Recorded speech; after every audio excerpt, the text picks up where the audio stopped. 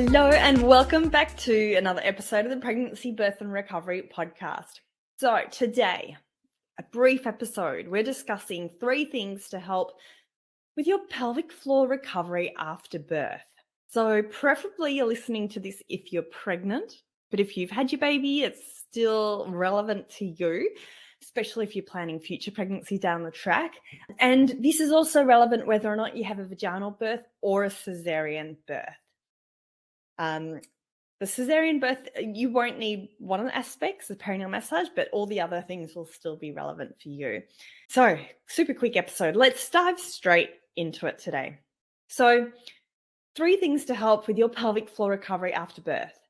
So just quickly, why do we want this? We want this because pregnancy and childbirth are big risk factors for pelvic floor issues. So here we're thinking things like incontinence, so that accidental leaking when you cough or sneeze or laugh. You don't want to be leaking when you're running. Prolapse symptoms is another one. So that feeling of pelvic floor heaviness, a vaginal lump or bulge, they're the sort of symptoms we're talking about, among others. So let's talk about a few, hopefully preventative strategies. Evidence-based. I'm always keeping up to date with the latest literature. If you have heard of anything that's contrary to this, with new research that's come to light, please come and send me a message. Come and send me a DM on Instagram @fitnessmama, and I will always be updating these episodes too as new research comes to light, because it is a really exciting area. There used to be nothing on this. Incontinence, pelvic floor issues, birth, there used to be nothing in the research literature. Just routine episiotomies used to be given. My mum, that whole generation, she said everyone that she knew at the time was given a routine episiotomy. So things are changing, and that's because of research. So let's dive in. The first thing to help with your pelvic floor recovery after birth is your pregnancy fitness. So what you do during pregnancy has been found to help with your postnatal outcomes. So pregnancy fitness, it can help with our post-birth pelvic floor recovery. It can help with keeping the weight off in postpartum, and that can thus help with pelvic floor outcomes. So pregnancy fitness in general has been found to help with our afterbirth recovery. I know pregnancy fitness can be a challenge for a lot of mums. I know a lot of mums join Fitness Mama because they're finding they're tired during pregnancy, which I totally get. They're busy. Perhaps there's a toddler in the mix of things. Perhaps they're working full time and they get home and it's already dark. Perhaps there's pelvic girdle pain. So I do know there's a lot of barriers to exercising during pregnancy above those that are generally around. And that is really one of the biggest reasons I created Fitness Mama, because I had the pelvic girdle pain when I was pregnant with my second baby. And I found it near impossible to go to the gym or to go to the physio clinic where I worked even, because I had my toddler in tow, and it was all, I put it in the too hard basket. So having the home-based workouts, I think, can be really helpful. Anyway, I digress. Pregnancy fitness. Have a think about what you're doing. Have a think about what fits with your lifestyle at the moment. Every little bit counts. Okay, second thing that you can do to help with your pelvic floor recovery after birth. Perineal massage. Now, if you're not into the actual massage, it's the perineal awareness. It's the pelvic floor relaxation. It's that whole awareness of this area. So let me explain what I mean. Perineal massage has been found to reduce risk of 3rd and 4th degree perineal tears.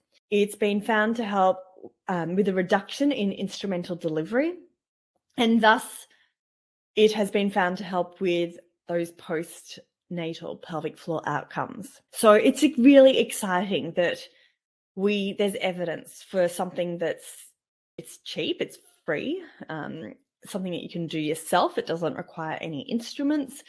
But I also know it can be hard to access when you're 36 weeks pregnant. I know that it can be uncomfortable. I know that personally, I did not feel like putting my thumb or anything down in that area when I was 36 weeks pregnant. That's why inside Fitness Mama, I teach mums how to do perineal massage. But I'm so sure, and I'm sure there's going to be more and more research backing this up, it's not just the actual perineal massage that's important. It's that perineal awareness. It's being aware if you're holding tension and muscle tension in those pelvic floor muscles. It's being aware of how to relax your pelvic floor with that beautiful deep breathing work. And that's why I really do believe this, what I teach inside Fitness Mama for the members, is it complements all the hypnobirthing and the calm birthing strategies really well, because it's the whole notion of, if you're in, let's say you're in labor and you're getting surges and there's perhaps a bit of discomfort associated with those surges, it's learning some strategies to help release and relax and work with those surges rather than fighting against them and tightening up all your muscles. Because if you think about a door, we want that door to open, and we want that birth canal to open to let the baby come through. We don't want to close the doors and, close up that birth canal with muscle tension or gripping with your pelvic floor muscles because you're in discomfort. So learning some strategies that you can do when you're still pregnant and practice some of those strategies. It doesn't necessarily involve perineal massage. As I said, it's an awareness, it's a pelvic floor relaxation, all those sorts of things. So if you're not sure how to access that information, come and join our free 7-day trial and check out that little section inside our member hub. The third thing we can do to help with our pelvic floor recovery after birth, and I'm really excited by this, the research is pointing to the fact that these first 6 weeks, it's all about protection of our pelvic floor post-birth. So hear me out. This isn't a time, if we've had our baby, this isn't a time to think, okay, I'm going to get strong again. I'm going to start doing heaps of pelvic floor exercises and strength. It's a time that research is pointing us to the fact we can really help with that protection of that area in those first 6 weeks. It helps with those after birth recovery outcomes. So what do I mean by protection? I'm talking about things like horizontal rest. So you're taking the weight of gravity off the pelvic floor. If we think about our pelvic floor area, it gets stretched during pregnancy and birth. It's like an elastic band that's been stretched, and we want that natural recoil to occur as much as possible.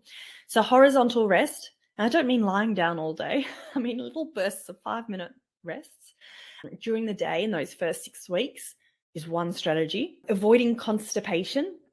So avoiding straining through those pelvic floors. So looking after our bowels, it can also be really helpful in protecting our pelvic floor. A thing called the knack. I'm not sure if you've heard of the knack, but that is doing a little pelvic floor lift before you sneeze, cough, or laugh, or before you lift up your baby. So just a gentle little lift before, like if you can anticipate a sneeze is coming or a cough's coming, doing that gentle little pelvic floor lift. So, and this totally makes sense, doesn't it? Because if you'd had a hip replacement or knee surgery or any other major surgery, in those first 6 weeks, you wouldn't be going back to the gym and doing a lot of strength work.